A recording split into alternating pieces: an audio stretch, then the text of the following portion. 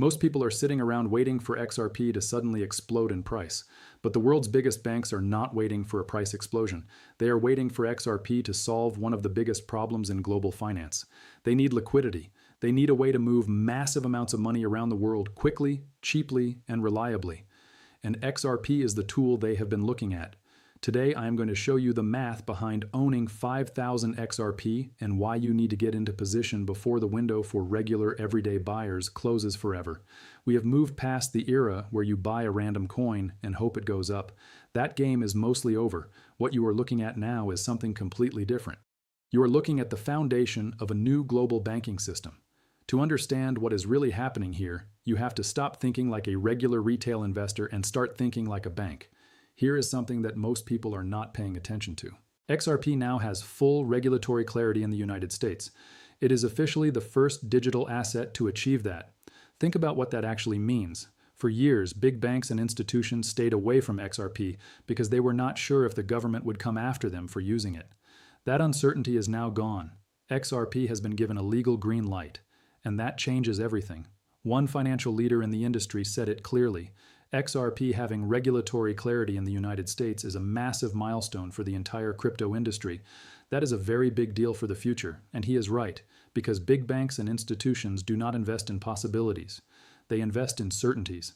They need to know that the asset they are building their systems on is legally safe to use. Now they know, and they are moving. So what problem are they actually solving with XRP? Here is the issue. Right now, when a bank in one country wants to send money to a bank in another country, they need to have money already sitting in accounts all over the world.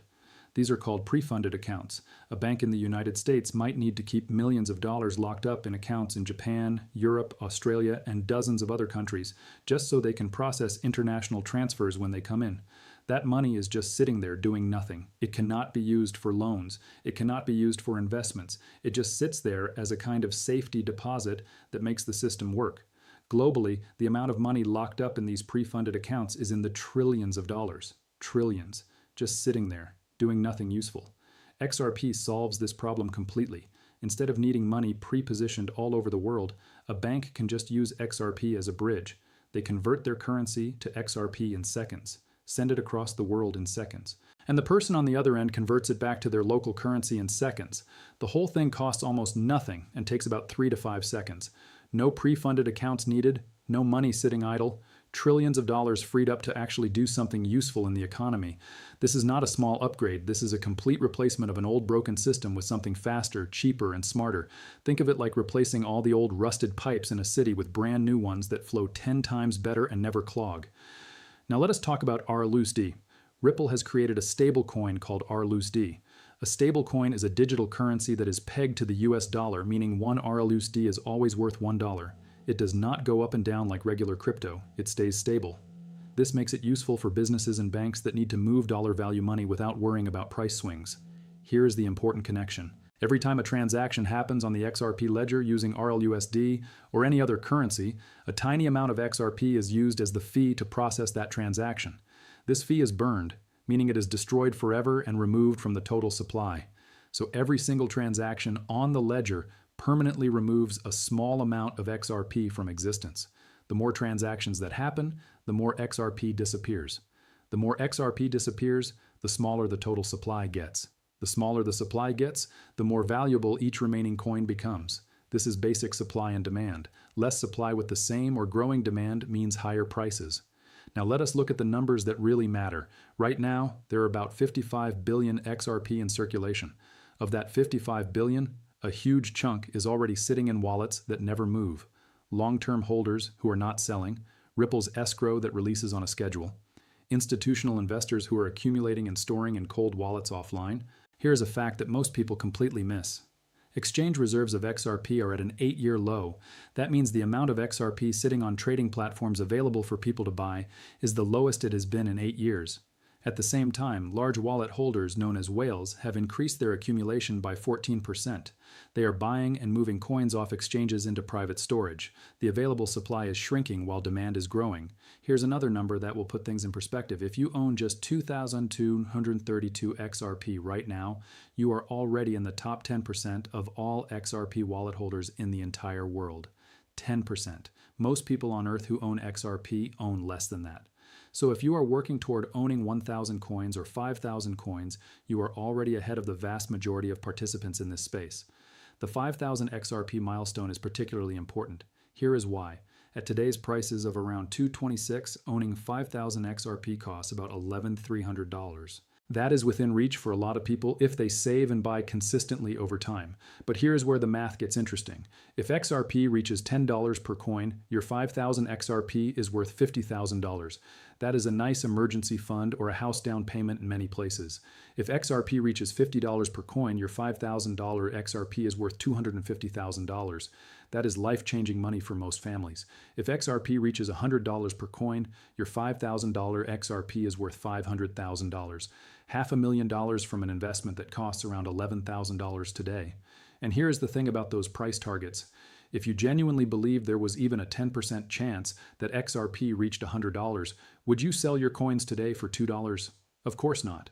The math alone tells you to hold. The market is slowly figuring this out. And as more people figure it out, less XRP will be available to buy. Now let us talk about what is actually happening under the surface right now that most people are not seeing. The price of XRP has been moving sideways for a while. Many retail investors look at that flat price and think nothing is happening. They get bored. They sell their XRP and move into whatever the newest exciting thing is, whether that is AI tokens or meme coins or whatever else is grabbing headlines. Big institutional players know this, and they are using it to their advantage. When the price goes sideways and looks boring and dead, regular people sell. And who is on the other side of those sales buying? The big players, the whales, the institutions. They are quietly accumulating while everyone else is distracted. This is a classic accumulation phase. It has happened before in every major financial market throughout history. The big money buys quietly during the boring period. Then when the supply is tight enough and the demand hits, the price does not just go up. It snaps upward suddenly and violently. And the people who sold during the boring phase are left watching from the outside. The price being quiet right now is not a sign that nothing is happening. It is actually a sign that something very big is being set up underneath the surface. The utility of the XRP network is growing. More banks are using it. More transactions are flowing through it. More coins are being burned. But the price has not caught up yet. When the price and the utility finally align, the move will be fast and it will be large. Think of it like a pressure cooker. You put it on the stove and for a long time it just looks like a pot sitting there doing nothing. But pressure is building inside the whole time. And when it finally releases, it happens all at once.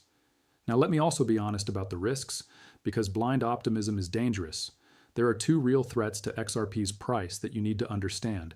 The first is competition from other exciting investments. Right now, a massive amount of speculative money is flowing into AI-related assets. Investors see artificial intelligence as the next big thing, and they are pouring money into it. This means that even if XRP's fundamentals are perfect, money that might have gone into XRP is going somewhere else instead. This could keep XRP's price flat for longer than expected, even as the network grows. The second risk is that there are still some leftover legal issues from the Ripple versus SEC case. While the main battle has been largely resolved in Ripple's favor, the court did find that some early institutional sales of XRP broke securities laws. This means there is still some uncertainty in the market's memory. It can cause sudden sharp price drops when these issues get attention. You need to be prepared for that possibility. The current price of around 2.26 is actually an important level to understand. This is not a random number. It is a point where a lot of early buyers and institutional holders tend to start selling. Understanding this resistance level means you will not panic when pullbacks happen at or near this price. You will see it coming and be prepared.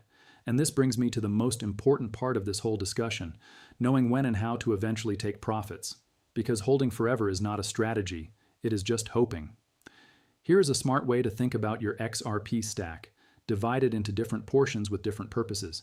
The first portion you sell when XRP hits your first major price target. The goal is to get back everything you originally invested. Once you have done that, everything else you hold is house money. Money you never had before. Money you cannot really lose in a meaningful sense because you already got your original investment back. That psychological shift changes everything. You stop panicking during dips because you are not afraid of losing your original money anymore. It is already safe. The second portion you hold through the bigger price moves. This is your main wealth building bag. You sell pieces of it at significant price milestones, not all at once, but in planned percentages based on where XRP is and what is happening in the market. The final portion, maybe the last 10% of your stack, you hold for the very long term, maybe forever. In a world where XRP becomes the backbone of global financial settlement, your coins could be used as collateral to borrow money without ever having to sell. The wealthy do not always sell their best assets. They use those assets to access credit while the assets keep growing in value. That is how generational wealth actually works. You own the thing that the system needs to function, and the system pays you to keep owning it. This is the difference between thinking like a lottery ticket buyer and thinking like a strategist. A lottery ticket buyer just hopes the number comes up. A strategist plans every step from entry to exit to generational hold. The network itself is becoming the story. Not just the price of a single coin, but the actual infrastructure of global finance. When you own XRP, you are not just owning a digital token, you are owning a piece of the pipes that all the money in the world will eventually flow through.